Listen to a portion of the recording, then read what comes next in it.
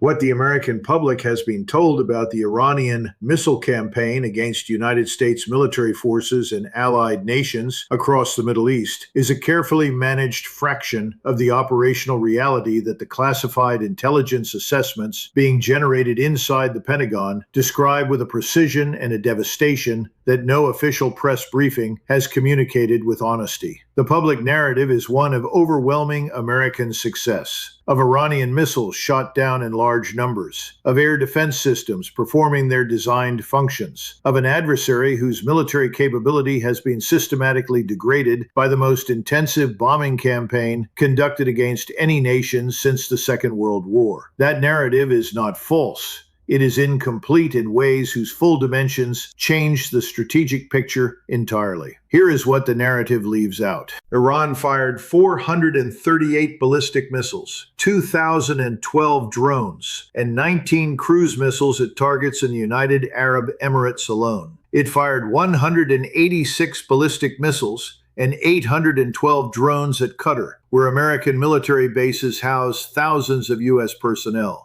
It struck the U.S. consulate in Dubai with a drone that started a fire inside the facility. It struck the U.S. Embassy in Riyadh with 2 separate drone attacks, with one drone reportedly hitting the CIA station operating inside the embassy compound. It fired approximately 540 ballistic missiles at Israel during the first month of the conflict, using 6 different missile systems simultaneously, each one engineered for a different target type, and each one designed to exploit a specific gap in American and Israeli air defense architecture. And after 5 weeks of sustained American bombing, after 13,000 individual U.S. strikes against Iranian military targets, after the destruction of 2/3 of Iran's acknowledged military production capacity, United States intelligence assessed that roughly half of Iran's missile launchers were still intact, that thousands of one-way attack drones remained fully operational, and that Iran was, in the precise words of a source familiar with that intelligence assessment, speaking to CNN, still very much poised to wreak absolute havoc throughout the entire region.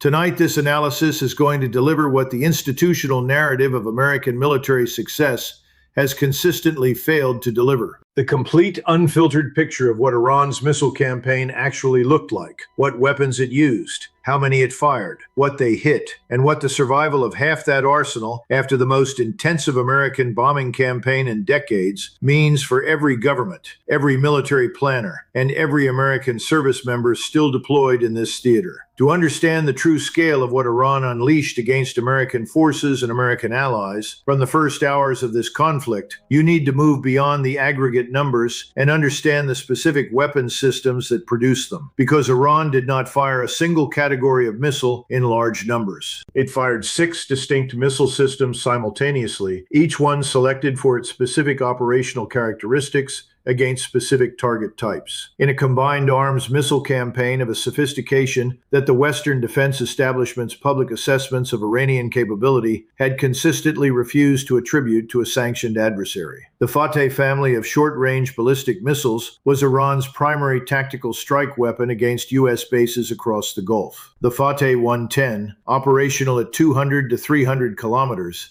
is a solid-fuel road-mobile missile that can be launched with minimal preparation time and is extraordinarily difficult to target before launch because its mobile transporter erector launcher can be moved, set up, and fired in minutes. The improved Fateh 313, extending to approximately 500 kilometers, provided Iran with the reach to engage American military infrastructure deeper inside the Gulf states, while retaining the solid fuel readiness and road mobility that makes it survivable against American counter-battery strikes. These are not crude weapons. The Fateh family demonstrated consistent precision hit rates against hardened military infrastructure, confirmed by the same engagement record that produced direct hits on the U.S. consulate in Dubai and the CIA station at the U.S. Embassy in Riyadh. The Zulfiqar, a Fateh variant reaching approximately 700 kilometers, was used against fixed American infrastructure targets, including base headquarters, logistics facilities, and communications nodes. The Qiyam-1, also at 700 to 800 kilometers, added aerodynamic refinements that improved terminal stability and complicated the engagement geometry calculations of American Patriot intercept systems. Further out in the missile inventory, Iran deployed its medium-range systems against targets requiring deeper reach. The Shahab-3, Iran's backbone regional deterrence platform at approximately 1,300 kilometers, was fired in salvos designed to saturate American and Allied air defense magazines. The Imad, a Shahab-3 derivative with improved guidance and maneuverability at roughly 1,700 kilometers, was confirmed in use against the Negev Nuclear Research Center in Israel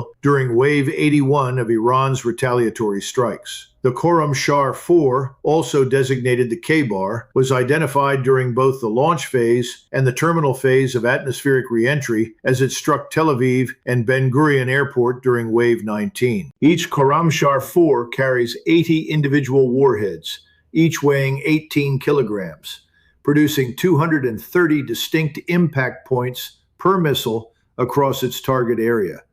That is not a ballistic missile in the conventional sense. It is a precision area denial system, delivering the destructive equivalent of a sustained artillery barrage from a single launch event. And then there is the Fatah, Iran's claimed hypersonic missile, described by Iranian officials as capable of maneuvering at speeds approaching Mach 13, was fired in Wave 73 directly at the Negev Nuclear Research Center, with impact zones confirmed at 2 locations dangerously close to Israel's most sensitive nuclear infrastructure. Whether the hypersonic performance claims are verified or not, the Fatah's confirmed deployment against nuclear research infrastructure communicates a targeting ambition and a technical confidence that the public narrative of Iranian military degradation does not accommodate. The aggregate missile and drone numbers fired by Iran across this conflict are the single most important set of facts in understanding the true state of the military balance in this theater, and they are the facts that the institutional narrative has been most consistently managed to prevent from being presented in their full context. Iran fired 438 ballistic missiles, 2,012 drones, and 19 cruise missiles at the United Arab Emirates alone. Read that again with the geographic context it requires. The United Arab Emirates is one country. It is not the primary adversary. It is not the country whose military struck Iran on February 28th. It is a Gulf state that hosts American military bases, including Al Dhafra Air Base, where American aircraft operate daily. Iran fired 2,469 individual weapons at that single country. The UAE's THAAD and Patriot systems intercepted the overwhelming majority. But the overwhelming majority is not all of them. 57 drones struck UAE territory. 1 drone struck the U.S. consulate in Dubai, starting a fire. Interception debris and falling projectiles damaged civilian infrastructure across Abu Dhabi and Dubai. A fire broke out at Jebel Ali Port. An Amazon AWS data center was struck and knocked offline. The French naval air base Camp de la Paix near Zayed Port in Abu Dhabi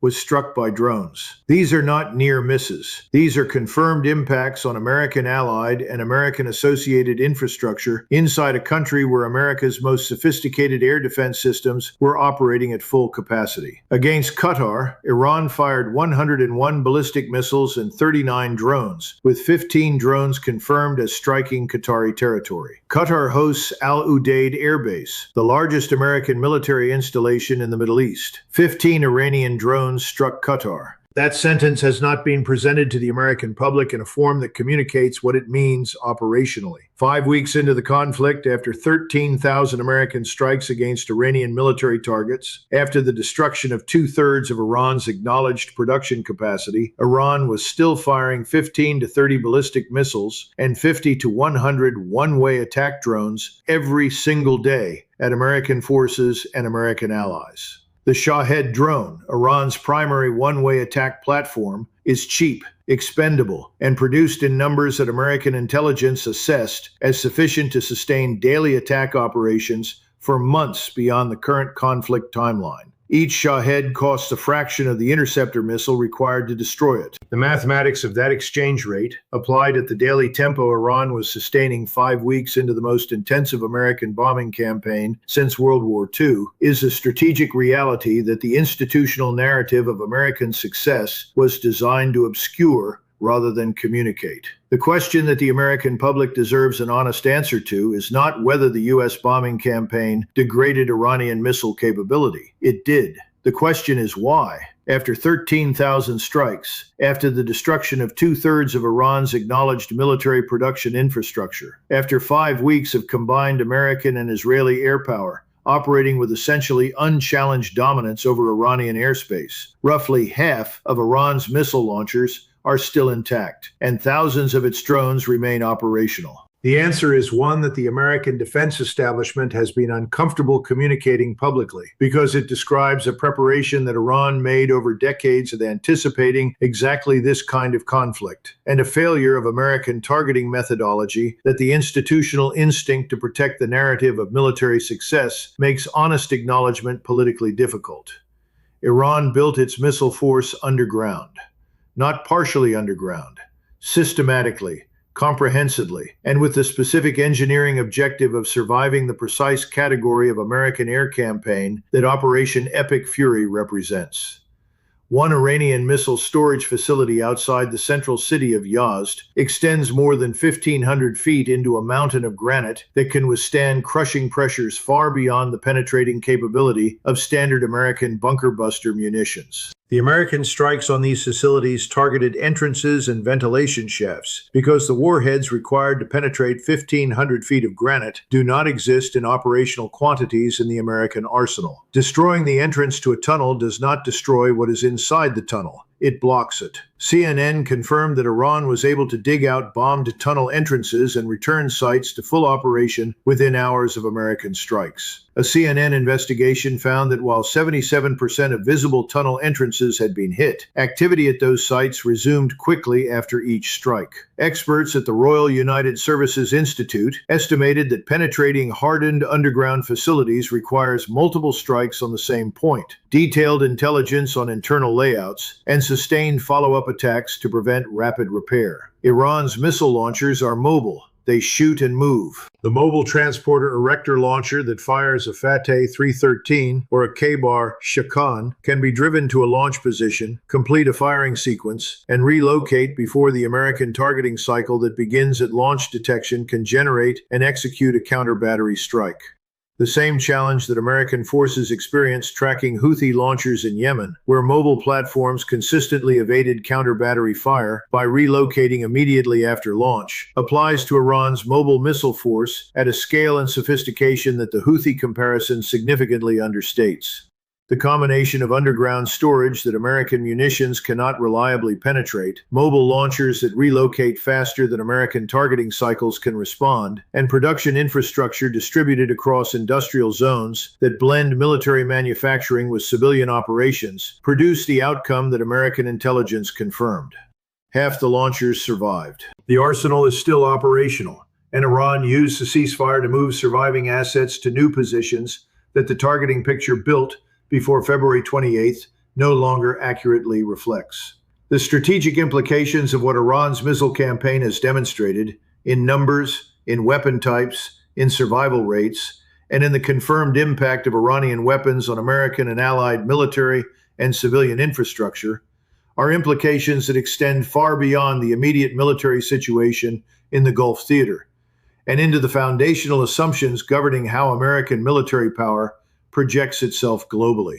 The first implication is about deterrence. The assumption underlying American military strategy in this region for 3 decades was that the combination of American air power, American missile defense systems, and the credible threat of American military response would deter Iran from conducting the kind of sustained, multi-system, multi-theater missile campaign that it has now demonstrated it is willing and capable of executing. That assumption was wrong. Iran fired 2,469 weapons at the UAE alone. It struck the CIA station at the U.S. Embassy in Riyadh. It hit American military base infrastructure across Kuwait, Qatar, Bahrain, and Jordan. It fired 540 ballistic missiles at Israel. It did all of this while absorbing 13,000 American strikes against its military infrastructure. The deterrence framework that was supposed to prevent this outcome did not prevent it. The second implication is about arsenal depth. The American defense establishment entered this conflict with a finite stockpile of the precision interceptor missiles required to defeat Iran's ballistic missile salvos. Patriot PAC-3 interceptors,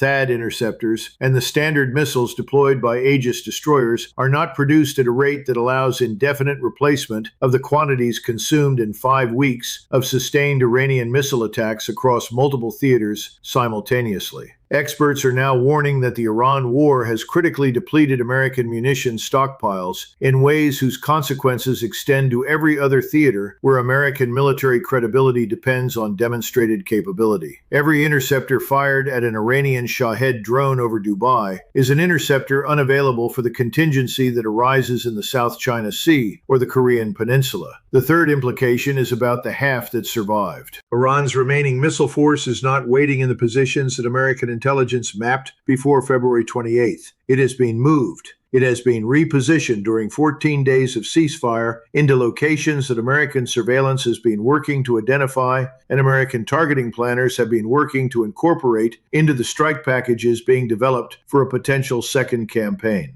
But Iran's engineers have been working during those same 14 days to ensure that the new positions are as difficult to find and as survivable as the ones that the first campaign failed to fully destroy.